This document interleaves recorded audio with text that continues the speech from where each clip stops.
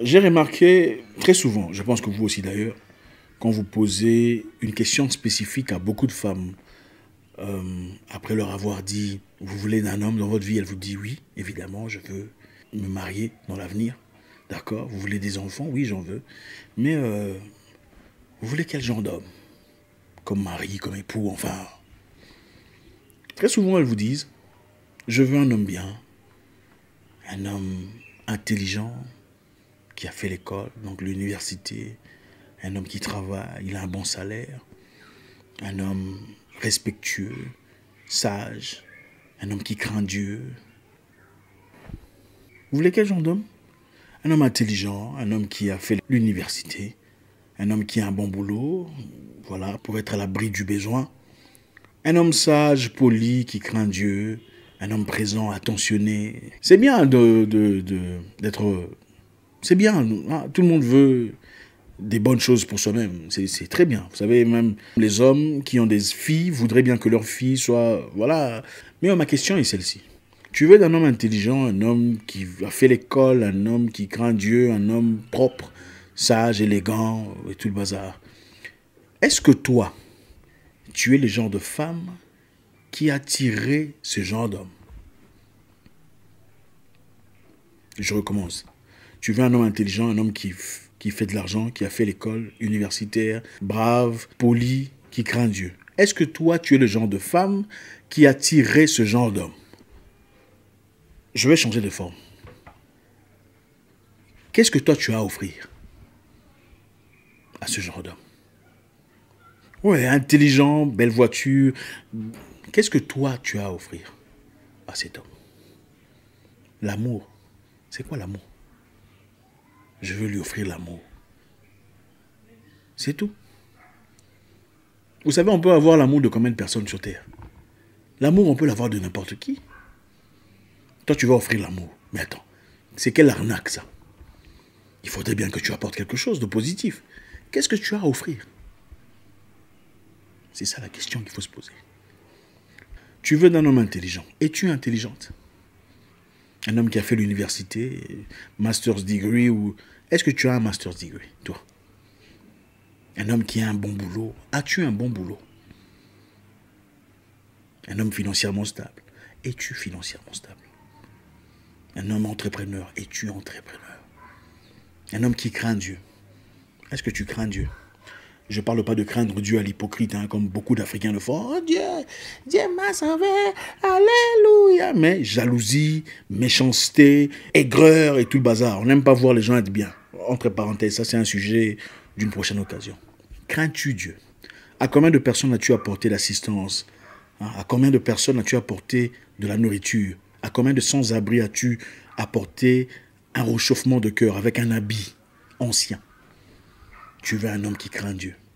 Tu sais pourquoi tu veux un homme qui craint Dieu? La plupart veulent d'un homme qui craint Dieu. Ce n'est pas parce qu'ils veulent d'un homme qui craint Dieu. Elles, pardon. C'est parce qu'en voulant d'un homme qui craint Dieu, elles obtiennent un homme fidèle à elles. Ce n'est pas pour Dieu. C'est parce qu'à travers Dieu, le garçon sera fidèle à elle. La plupart. Il faut savoir se placer dans un niveau dans la vie où on peut offrir ce qu'on demande. Tu veux un monsieur qui peut t'offrir A, B, C, D. C'est bien, mais est-ce que toi tu es capable d'abord de lui offrir ça? Même pas lui. Es-tu capable de t'offrir à toi-même un téléphone? Comme celui que tu aimes là. Es-tu capable de t'offrir à toi-même cette paire de chaussures que tu demandes de lui? Es-tu capable de t'offrir à toi l'appartement que tu pourrais demander de lui? C'est vrai, je comprends tout à fait. Attendez, beaucoup de gens appellent à l'égalité de genre. Mais quand il s'agit de l'argent, il n'y a pas d'égalité des genres. C'est sa responsabilité à lui. Mais pour autre chose, égalité des genres. Mais quand il faut donner, il n'y a pas d'égalité des genres. Tout ce que je veux dire à travers ceci, pour vouloir recevoir, il faut être prêt et apte à donner. Si tu peux t'offrir ce que tu désires, tu as tout le droit d'exiger un tel homme. Parce que toi-même, tu es capable de prendre soin de toi financièrement. Alors tu veux d'un homme qui pourrait prendre soin de toi financièrement. Tout à fait légal. Mais si tu es incapable de t'acheter même toi-même des choses les plus élémentaires, mais tu veux d'un homme qui est bien structuré, bien situé, bien établi, ça c'est de l'arnaque. Parce que qu'est-ce que tu as à offrir? La beauté. Nous savons d'abord que beaucoup de femmes, quand elles enlèvent le maquillage, elles ne sont plus les mêmes. Ça, on le sait, n'est-ce pas? Il y a des femmes ici dehors aussi, elles se démaquillent, mais tu vas fuir. Tu vas crier, oh mon Dieu, Yahoo Boy ou Yahoo Girl. C'est de l'arnaque. Ça, on en a déjà parlé dans le passé. Ce n'est pas notre sujet d'aujourd'hui. Et être ces femmes, quand elles se maquillent, elles deviennent chinoises. Mais quand tu regardes son vrai visage, elle est bantou de l'Équateur. Son visage est différent. Mais, pas pour dire que bantou c'est mauvais, hein, mais elle est devenue chinoise à travers le maquillage. Donc, quand tu es attiré par elle, au fait, tu n'es pas attiré par la personne bantou ou nilotique ou couche qu'elle est. Tu es attiré par l'image chinoise qu'elle a transformée de son visage. Donc, beaucoup de maquillage, c'est de l'arnaque, on sait, chez les femmes. Comme le maquillage, c'est l'homme, évidemment, c'est l'argent. Ça, c'est entre parenthèses. Il faut être à mesure d'offrir ce qu'on demande dans la vie. Et ce n'est pas pour rabaisser les femmes, c'est simplement pour nous encourager, hein, pour encourager à nos sœurs de vouloir plus pour elles-mêmes dans la vie. Il ne faut pas attendre un homme pour être ce que vous désirez. En tout cas, pour avoir la vie que vous voulez. Vous ne pouvez pas avoir une vie presque zéro et désirer un homme ici. Maintenant, parlons de mathématiques. En parlant de mathématiques, la plupart des relations qui réussissent sont les relations où l'un est ennuyant, l'autre est super fou.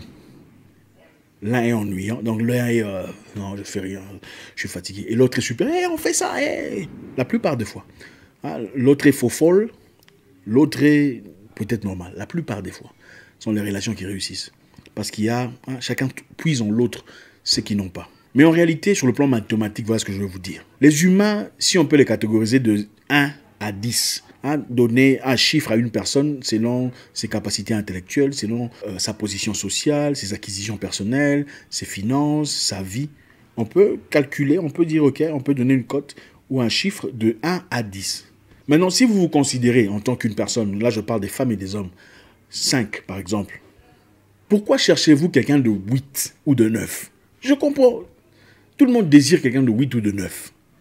Tout le monde veut un 8 ou un 9 ou un 10, n'est-ce pas? C'est attirant, c'est pétillant, c'est beau. Il y a la voiture, il y a la vie, il y a les voyages, il y a la beauté, l'élégance intellectuelle, il y a le charisme, c'est bien. Mais toi, tu sais que tu as un 5. Quand tu cherches un 8 ou un 9, tu ne penses pas que tu te... Toi-même, tu es en train de te placer la corde... Parce que finalement, quand il va se rencontrer des 8 et des 9, tu ne penses pas qu'il y aura des difficultés? Non, c'est en logique. Honnêtement, c'est vrai qu'il y a des moments où ça pourrait marcher, comme par hasard. Mais à combien de reprises avez-vous vu un 8 ou un 9 vraiment se stabiliser avec un 3 ou un 2? Ce n'est pas moi qui l'invente, vous le savez. Quand vous regardez les hommes, vous ne les structurez pas de la même manière, n'est-ce pas? Quand vous regardez les femmes, vous savez que celle-là c'est une 9. Bon, l'autre là c'est une 4. Est-ce que c'est moi qui vous ai inspiré par rapport à ça? Non. Les humains malheureusement sont comme ça. Il y a des 1, des 2, des 3, des 4, des 5, des 6, des 8, des 9. Si vous êtes une femme, vous êtes une 5, ne cherchez pas un 2 ou un 1. Vous aurez des problèmes. Si vous êtes une 8, ne cherchez pas un 6 ou un 5. Vous aurez des problèmes. Pourquoi vous aurez des problèmes? Parce que sur le plan culturel, sur le plan intellect, il arrive un moment, quand l'homme sait que tu es plus fort que lui, il vient très gentiment. Tu as un bon boulot, tu es bien structuré, tu as un bon foyer, tu as une voiture, tu as des projets. À partir du moment où il vient, il s'installe dans ta vie, il te fait un enfant, il n'a plus peur de toi. Parce qu'il sait que les chances que tu partes et quittes, que tu l'abandonnes avec un enfant, sont minimes. Alors là, il va asseoir son 2 ou son 3 dans ta vie. Il va vouloir imposer sa mentalité 2 ou 3 dans ta vie de 8. Quand tu veux aller sortir, faire de la lecture ou dans des conférences intellectuelles avec des gens forts ou intelligents, il est jaloux.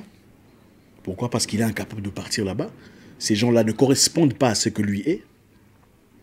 Alors il commence à t'empêcher de lire, t'empêcher de t'épanouir sur le plan intellectuel. Vice-versa.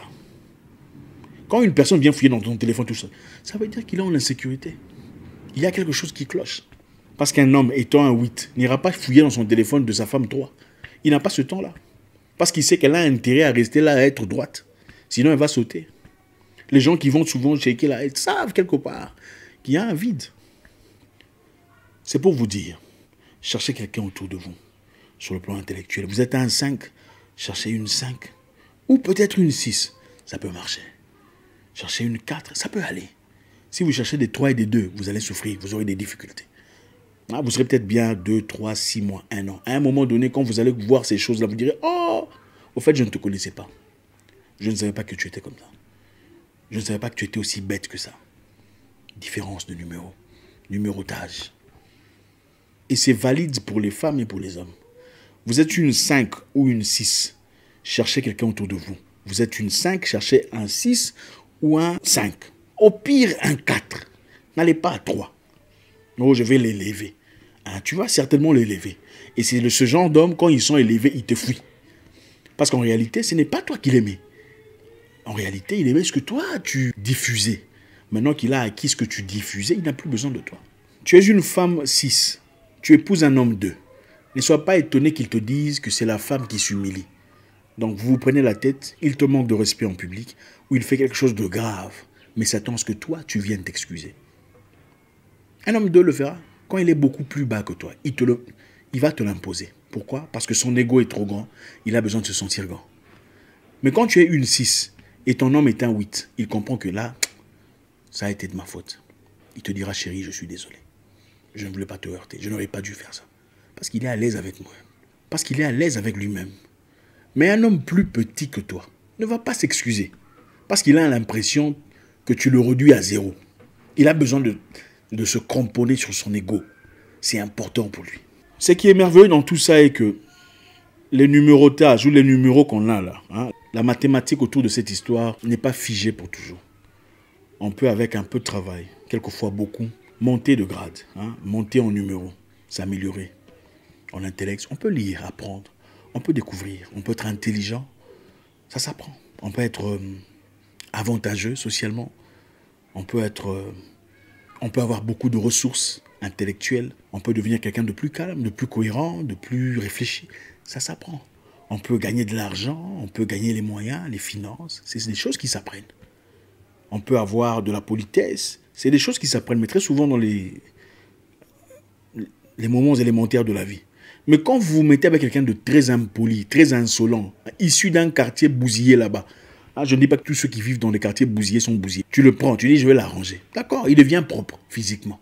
Mais avec le temps, quand il sera sûr ou elle sera sûre d'elle-même, tu verras surgir sa vraie identité, qui sera peut-être détrimentale à ce que tu es, et qui te freinera, si pas t'empêchera dans ta route, dans ton voyage vers le plein accomplissement. Identifiez votre numéro et accordez-vous selon votre numéro, selon ce que vous êtes en réalité. Soyez honnête avec vous-même. J'espère que ça va, j'espère qu'on a appris quelque chose aujourd'hui. Toujours dans la positivité. Laissez un commentaire. Vérifiez si vous êtes toujours abonné. Si vous ne l'êtes pas, vous savez quoi faire. J'espère vous parler encore très bientôt dans une nouvelle vidéo. Mon nom est Zach Moukassa, le guerrier noir. Votre frère.